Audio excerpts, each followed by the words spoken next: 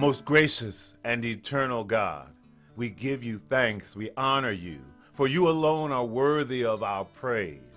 As we begin this Black History Month, we remember our faithful ancestors who have gone on before us to be with you.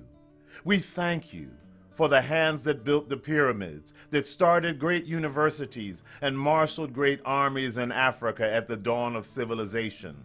We remember the countless millions who lost their lives in the Middle Passage during the atrocity of the transatlantic slave trade.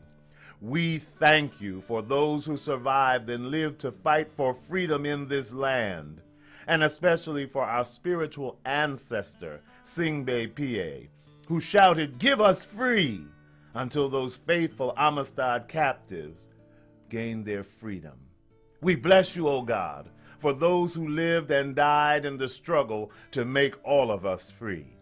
For Nat Turner, for Harriet Tubman, for Sojourner Truth and Frederick Douglass, for George Washington Carver and Marcus Garvey, for Fannie Lou Hamer and Martin King, for Charles Cobb, Ed Edmonds, Purcell Austin, Reuben Shears, Valerie Russell.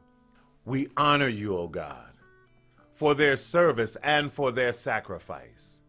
And we promise you that their suffering and their labor will not be in vain.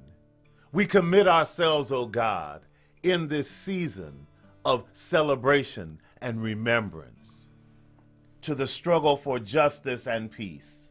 And we vow to stay in the fight until oppression is no more, and until all of us are able to exchange our weapons of destruction for instruments of peace, and until we study war no more.